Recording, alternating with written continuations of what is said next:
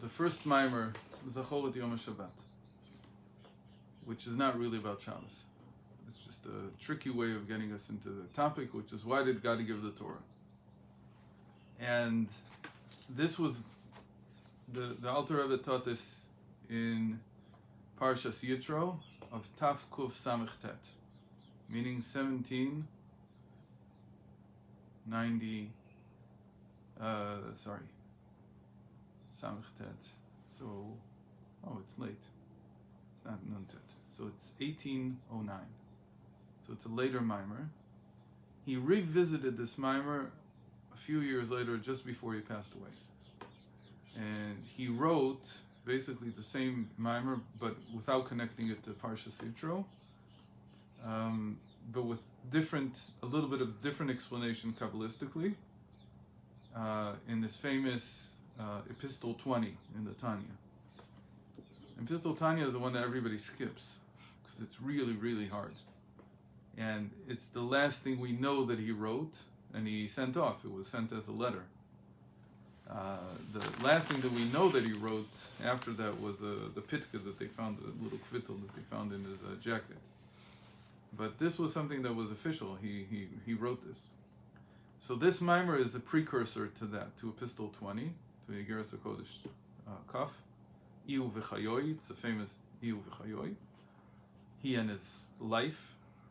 And here he's going to use that to explain why the Torah was given and what its importance is. Why does Hashem have to give a Torah in the first place? What benefit is there for giving the Torah? Again, it could be that, as I'll say, the Torah could have been the way it was given, actually, was that Moshe Rabbeinu had many prophecies, not just this one at Mount Sinai. So what was the special significance of having one prophecy at Mount Sinai, the special prophecy of the Ten Commandments? What was the significance of that? And why couldn't it just be another prophecy in the book? Another part of the Torah. So why did God give the Torah? Zachor Yom Shabbat L'Kadshov. Remember the day of Shabbat to sanctify. Navin ma'u inyan hatzivui l'kadesh haShabbat v'rosh Shabbat mikdasha v'kaima. Why is there a commandment to sanctify Shabbos? That we should sanctify Shabbos by making kiddush, by saying a prayer, by this, that, the other thing. Shabbos is time dependent, and it's not dependent on our decision. We're in the same place? No. Bad. You said 140. Should be. No, it's not what you read. Huh. So not reading the right one. Yeah, the wrong one. Print the right one out tomorrow. I wanted to print it out with the... Okay, so I'll read it from here. It starts the same way. It's not so different. No problem.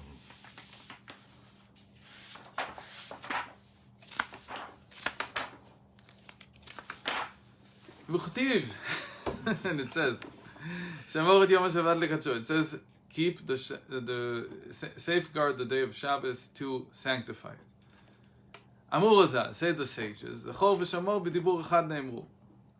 That in the first 10 commandments in Parshas Yitro it says Zachor, and in the second 10 commandments in Parshas V'etchanan in Deuteronomy it says Shamor. Why does it have two different versions? Because really, say the sages, they both were said in one utterance. What? God spoke once. And yet, he said two things at the same time. Meaning, he contains opposites, almost. Or somehow he can multiplex. And he says one thing and it means two different things, and it's heard as two different things. Masha eina peh, what a human mouth cannot say, and the human ear cannot hear. So the question is,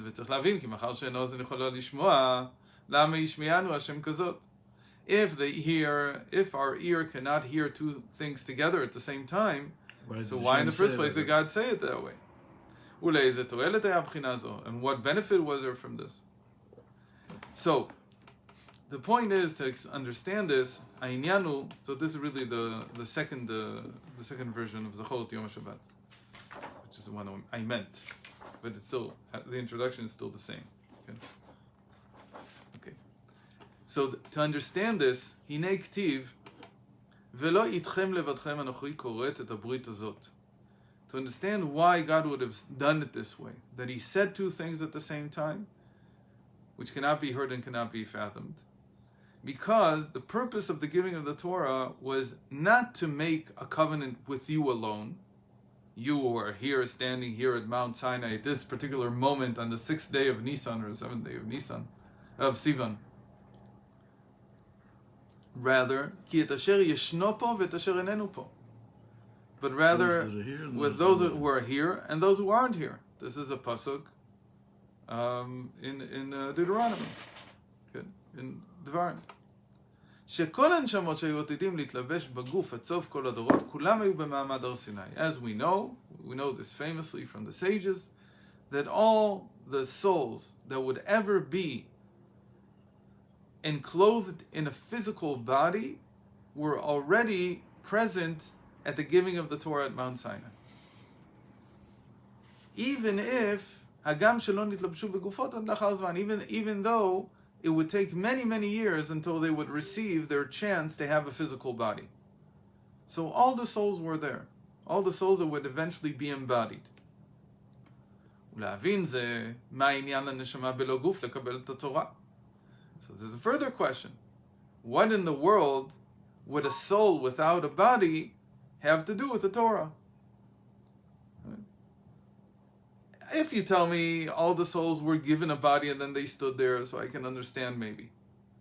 But how can it be that all the souls, even the ones that don't have a body, were there? What benefit? What did it give them? The whole Torah is to do. And if you don't have a body, what benefit is it for you to receive the Torah? So as long as the soul still doesn't have a body, what business does it have at the giving of the Torah? What can it gain? Because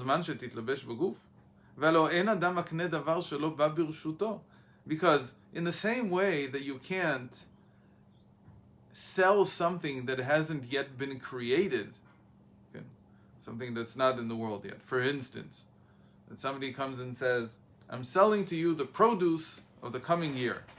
The produce hasn't been grown yet. Right. So you can't, so you can sell it in the sense that you can take a down payment. There's no problem with that. But if the person now comes to you and says, the buyer comes to you and says, I bought from you the produce from this year, give it to me. And you say, no. Why not? Because it was one price then. No, it's a different price. So he can't force you to give it to you. Give it to him at the price that it is that it was when you bought it. And this gives a whole question about futures contracts and stuff like that, but that's a different thing. Why? Because you say, even though you gave me a down payment, the ownership of the produce was still not transferred to you. And because the ownership was not transferred to you, I don't owe it to you at the same price. I can change the price. If you don't like it, I'll give you back your money. And that's it. I'll sell it to somebody else. But the fact that you gave me the money did not transfer the ownership over the produce, because the produce wasn't here. It wasn't in the world yet when you gave me the money. That's called En Adam Makneh Davar Shelo Ba La'olam. All the more so, the person cannot transfer ownership of something that's never been in his possession. Yeah. If the tree is in his possession, it's his. It's just the produce hasn't been created yet. But let's say the tree is not even in his possession, or a car that he was going to buy, and then somebody bought it from him already before he bought it, so the other guy can't come and say, look, it's mine already. No, because I didn't have it at the time that you gave me the money. And so the ownership was never transferred to the third person. Vishem, and how is this relevant here? Because if the whole idea of the Torah is to make a covenant with the people, that you will keep the mitzvos, keep the commandments, so the soul that doesn't have a body comes and says, I never made a commitment. Why did I not make a commitment? Shema yeh haguf moneu me'akev. Perhaps my particular body, the body that I'm going to be enclosed with, is very adverse to performing mitzvot. It has a terrible Yetzer Hara. It has a terrible and evil inclination. And so therefore, everything I agreed to Hashem, which was that my body would keep the commandments, doesn't have any validity. It's not a done deal, because I didn't see my body. Maybe if I would have seen the type of body you would give me, I would have said, I'm not willing to do the covenant, because it's going to be impossible for me to keep the Torah. But it just says that the neshamas were there. It doesn't say that they signed a covenant. No, he says it's a covenant. I'm signing a covenant with everybody who's here and who's not here. That's the pasuk we just read. He said, "Lo itchem levadchem anochi koret et habrit hazot." Not with you alone am I making this covenant at the giving of the Torah at Mount Sinai. The giving of the Torah is a covenant. Ki et asher yeshno po v'et asher enenu po. But rather with those who are here and those who aren't here. And the aren't here refers to all the souls who have no body yet. And not just if there was a Jew who wasn't there. Okay. Maybe there was a Jew who was missing. He slept late. He couldn't get out of his tent. He got stuck. Who knows what? No, it's referring to everybody who will eventually be born and will be given a body.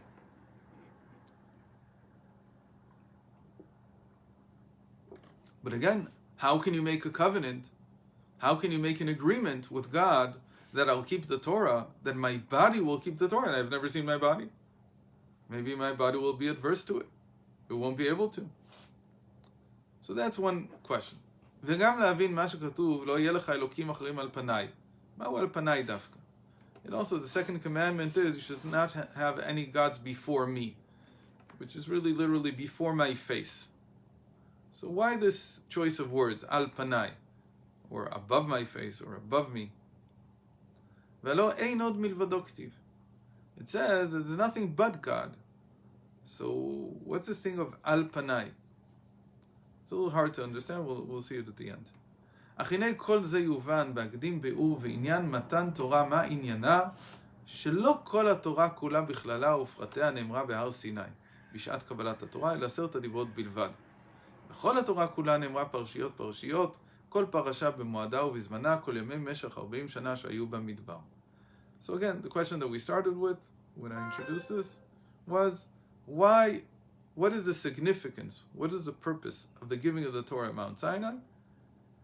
Because not the entire Torah was given at that moment, again, contrary to what people may think, or what people are teach or say, but not the entire Torah was given.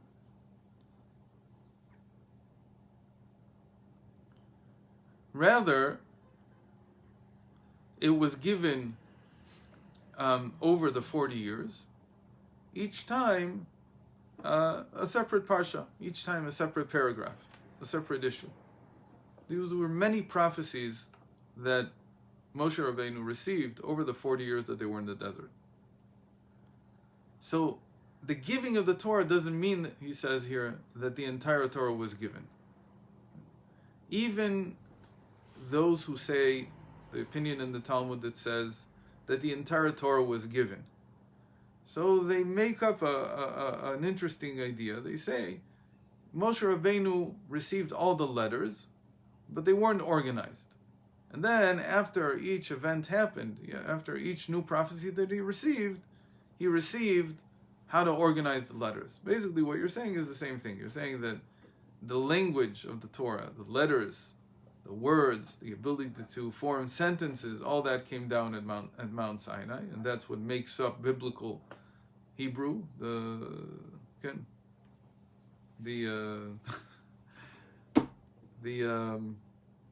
written form of Lashon HaKodesh, of the holy tongue, that was received. And then over time, over the next 38 years, or 40 years, he elaborated. He wrote each one of these prophecies down as it came to him.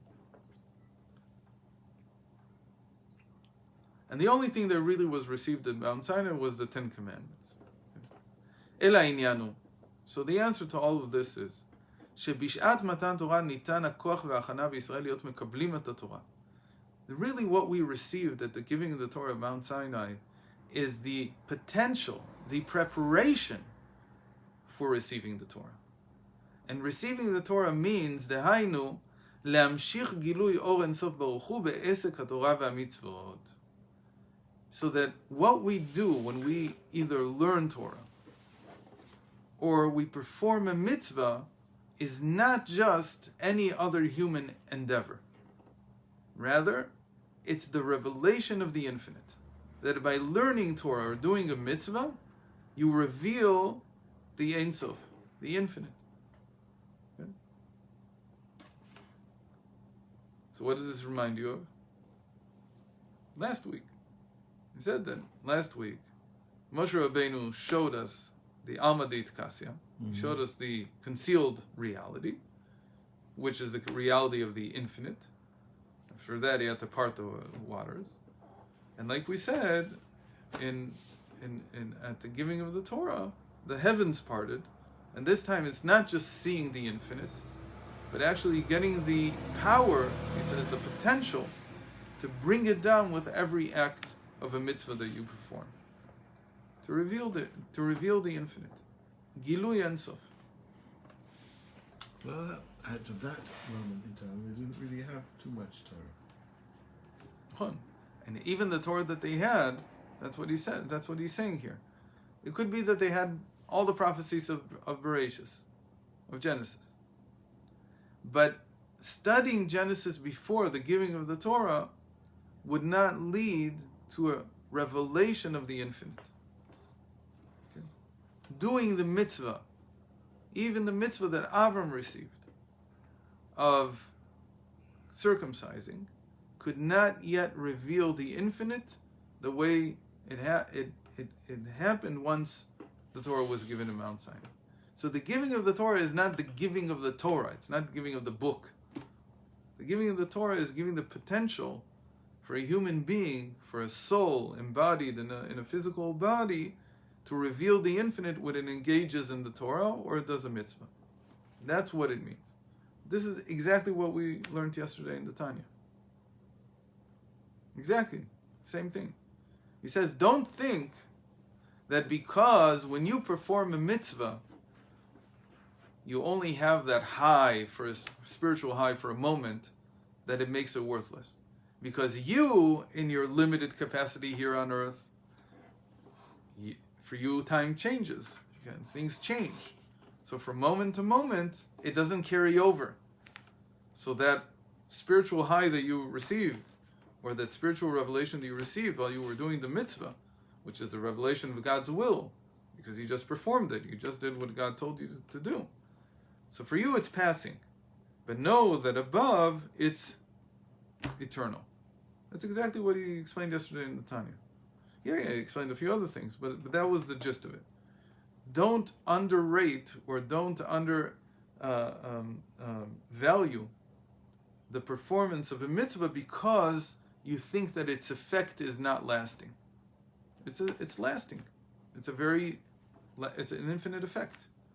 It's just that here below, because of the changing times and your changing way of experiencing reality, you feel that it affected in me now, and the next moment it's gone. Okay? So that's also a little bit of an answer to what we were talking about before, that even though you learned and you forgot it, it had some effect at the time. It's not just that it had effect at the time, Still that's for sure. effect. It's still above as it was at the moment that you were doing it. That hasn't changed. It's still there, in the same capacity. The infinite is the infinite. It's eternal.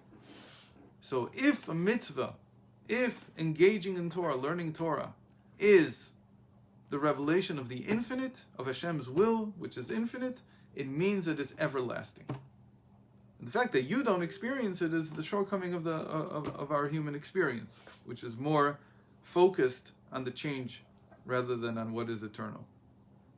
That's all it is. So don't worry about the fact that you don't remember.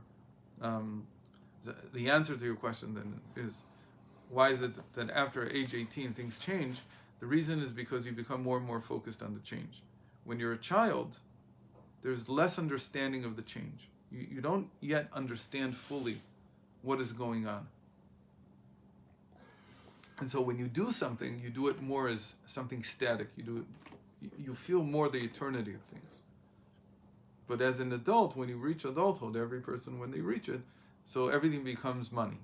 Money is just a way of saying the changing reality of the world. Everything becomes the changing reality. And there's nothing's eternal. No? No, money is, you spend it all the time. It comes and goes as fast as before you earn it, you've already spent it. It's kisufim. It's always a state of lack, of wanting something more. There's no feeling there of ever being satisfied. Okay? So when you were a child, you were easily satisfied. It's very interesting. The children usually are not gluttonous. In today's day and age, because of so many sweets, they're gluttonous also. But normally a child will eat exactly as much as they need. But as you grow older, you begin to have these problems with eating. Why? Because it's not to be satisfied anymore.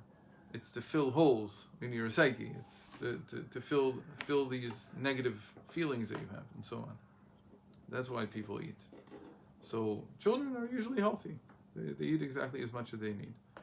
Because again, the focus is not on the change. The focus is not on what's missing. That's not how the child sees the world. So when you learn with that, by the way, if you could learn as an adult with the feeling that kol melachti asuya, I don't have to do another thing in the world. Not one thing in the world. I don't have to do anything more. You would probably remember everything that you studied. But you have to be in that state of mind like a child. Have no worries. It's not that when I finish the shir, I go back into the real world, and the real world is full of lack and need and want and all that stuff.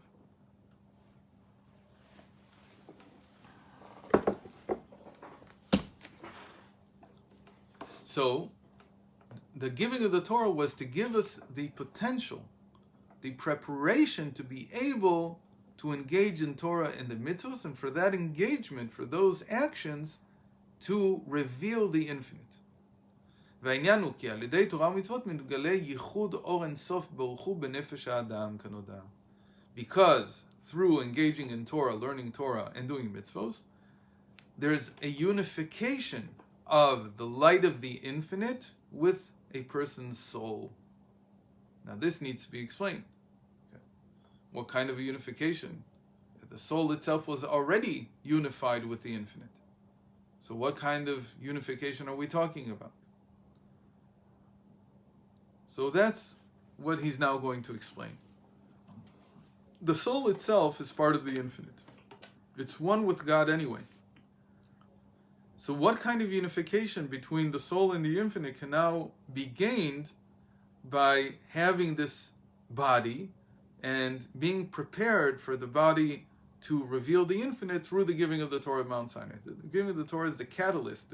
It's the act that allowed the body to become a vehicle, when it acts, for the soul to be unified with the infinite in a different way than it was until now. And that's the question. What changed? והנה הנפש היא בחינת נברא ומחודש מאין ליש. ואין ארוך לנברא לגבי הבורא ומהאציל העליון, שהוא רם ונישא קדוש ומובדל ושמך קדוש, כי נשגב שמו לבדו, רק הודו וזיבו של שמו על ארץ ושמיים. So, what we call the psyche, the nefesh, not the soul. Okay? If we were talking about the soul, that's one thing. Here he makes the distinction. The psyche is what we call the usual life force in the person. It's not the soul. Isn't that the soul? So we have 5 different levels to the soul. Well, the lowest one's called the psyche, the nefesh. The anima, you can call it the animal. It's like the nefesh behemoth also. Even that's called the nefesh. Its chiddush is, the reason that it's different from just saying soul is because it's nivra mechudash me'ayin liyesh. It is something that is created. The soul is also created, but it's a little bit different. It created something from nothing. And we've talked about that. So the psyche is always in a world of change. Because of the something from nothing, because of yesh me'ayin, Anything that's yesh me'ayin means that it came out of the static state, the infinite, eternal state, and it became something new, something separate. And the moment that you're separate from God's eternity, you're called a creation. How can you be separate from Hashem's eternity? Because that's how it is. The psyche, Hashem is all part of us. but the psyche passes away. Okay? The psyche, even in our lifetime, the psyche isn't permanent. Okay? Even in our lifetime, a person can lose the psyche. They call it losing your memory. They mean the same thing. Even during our lifetime, even if you didn't lose your memory. So by nature, your psyche changes over the years of your life. You're not the same person. This leads to all kinds of questions in philosophy about identity. Who says that the person who did something when he was 18 is the same guy you're putting on trial when he's 50?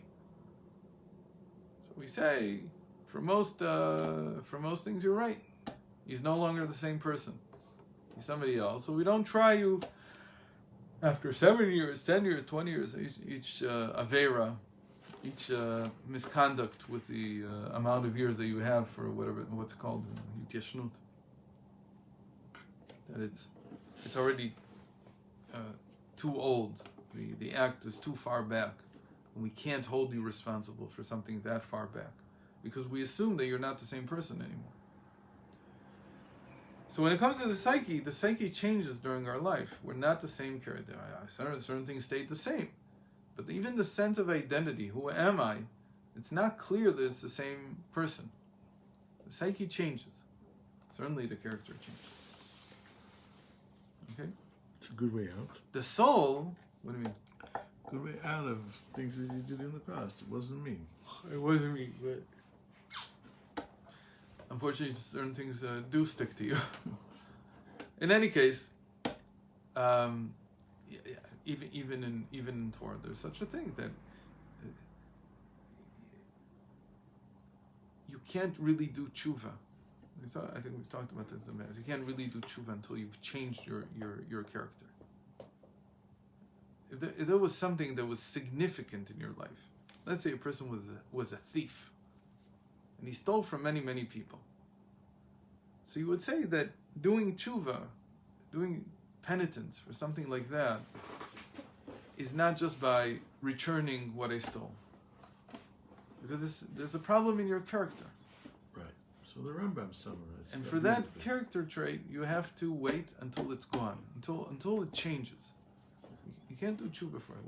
What's in the Rambam? So the Rambam says, same time, same place, same but this time he's saying no. That this time he's a different person. Until Hashem says he's a different person already. Those are the changes of the psyche. That's why the psyche is called a separate creation. Because it's under the influence of time, it's under the influence of change. The soul, on the other hand, is not. The soul is eternal. There's a whole question. There's a whole huge question. When we say that the soul remains after a person passes away, what do we mean? Do we mean that the psyche remains? Do we mean that the spirit remains? Do we mean that the soul remains? Which parts? It's a very, very good question. When you say that there is the eternity of the soul, do you also include the psyche? Meaning, is a person forever destined to remember what he did in 5th grade? Is that going to come back to you? This is no, it's not that simple. Usually, the answer is that when the person passes away, the psyche has to see everything that it did. So it sees all the different actions it did. And it's judged for it. It's a punishment for the psyche to remain. The psyche usually goes away. What remains? What really remains is the soul. It's the internal part that's always one with God. Is that going to be the same sense of identity that you had when you were alive? Meaning, will that retain the same sense of identity? Yes, in those things that you touched upon the infinite through your psyche. But if you didn't touch upon the infinite through your psyche, so that part of the psyche will probably disappear at some point. You won't remember it. But it says somewhere that if a person has relations with a non-Jewish woman, then she's stuck with him forever No, and in eternity. talking She about follows him only if around- they have children. And she follows him around like a dog, attached to the master. He can never get Those rid are of those are images, symbols. That when you do an avera, when you do something like that, is you're stuck with it for a while until you can do tshuva. But that's a limited amount of time. What will remain forever is the time that you used. Like we're using our psyche right now. I don't know how much of our soul we're using. We're using our psyche at least to sit in front of a book and discuss Torah. As opposed to doing things which have nothing to do with Yiddishkeit. Okay. So these moments, the psyche, who I am now at this moment, will remain forever. Hopefully only the good part of it. Because at the same time that we're learning, I could also be thinking of nonsense. When you say psyche, what exactly do you mean? Everything that Nefesh. you... Yeah, nefesh. It's what people define as who they are at the moment. And they don't remember in the morning what they did. They don't remember in the evening what they did in the morning. When you were 5 years old is not the same nefesh as when you're 65 years old? Of course not. It's only the soul that's the same. That everyone, we just discussed it. There's no way to say that the person I was when I was 5 is when people say there's continuity, the identity comes from the soul, not from the psyche. The psyche is constantly changing. Soul, you mean by that? The neshama. Soul is the neshama. It's the eternal part. It's the one that's always with Hashem. It has an eternity to The it. neshama has 5 chelakim. Uh-huh. And one of its chalakim is enclosed within what we call the psyche. So it's called the psyche. So if it's part of the neshama, so then it also should be eternal. It's not part of the neshama. The neshama, at times when the person is engaging in things that are eternal, so the neshama can come to be reflected within those actions, those moments. But those moments in and of themselves, they're not going to remain forever. Again, the moment might, but the person's experience during those moments won't remain forever, unless he's using those moments to do a mitzvah, unless he's using those moments to engage in Torah. So where does tshuva fit into that? Tshuva is because you have to clean the slate at the end. You have to try to make sure that all the moments are accounted for. And the moments where you need to clean, so you have to clean them. The moments that are fine the way you are, you take them and you take them with you, as it were. Yeah, I'm taking it with me to Tel Aviv. Same. Okay. I never thought or imagined it was like that exactly. What did you imagine? No, I thought of the 5 parts of the neshama, with the Chaim Yechida stood in Gan Eden, as being one and eternal altogether. As being? One unit, forever. Good. Everything is one in the end. But when you say that it has names, name means a revelation, right? Mm-hmm. Name was supplanted by the word Or, by revelation. It means the same thing, though.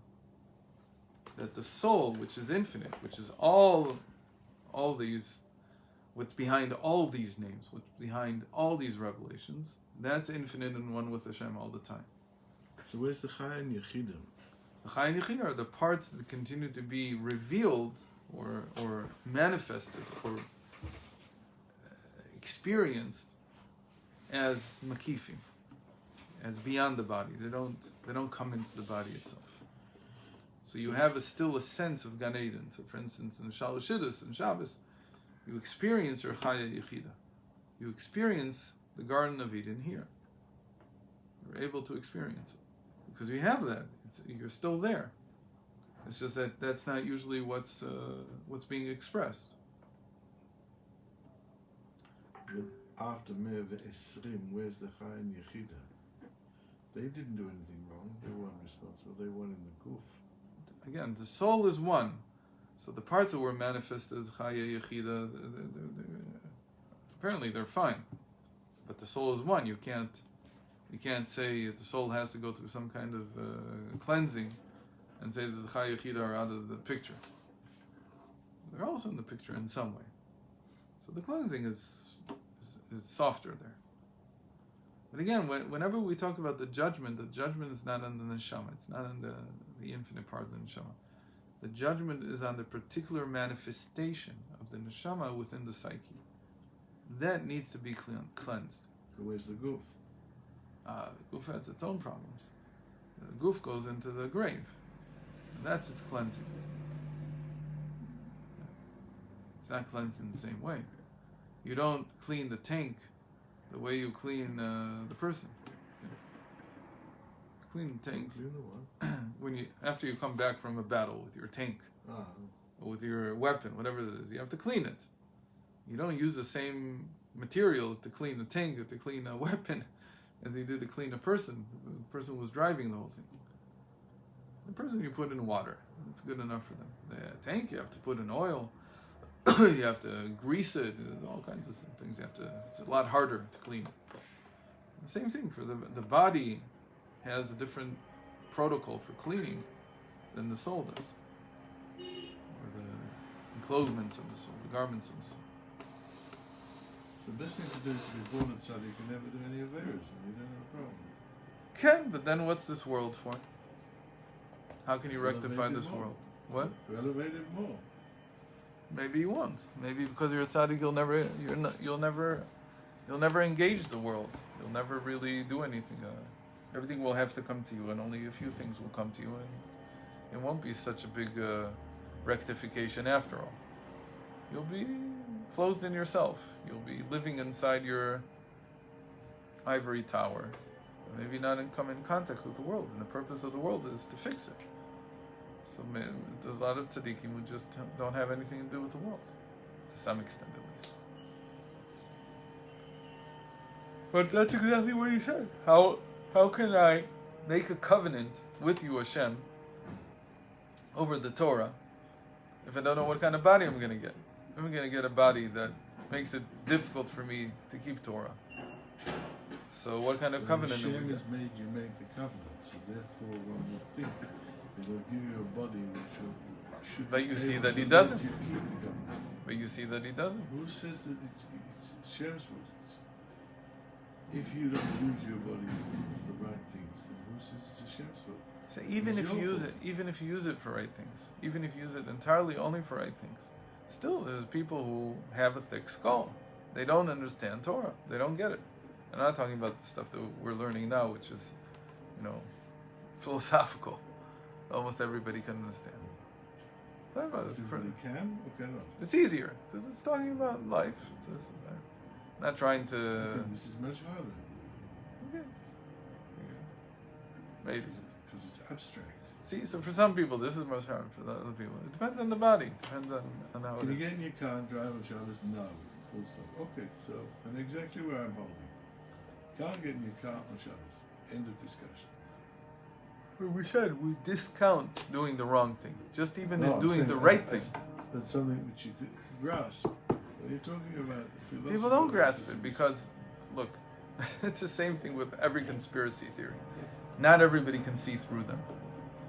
So, 150 years ago, a new conspiracy theory started called biblical criticism. We're going to show to you that the whole Bible, especially the Torah, is one big concoction. It's not real. It was developed over such and such a number of hundreds of years. It wasn't written in 1300 BCE. It was written in the Second Temple, and I can show it to you because of this and a bunch of nonsense. It's a conspiracy theory. Basically, that's what it is.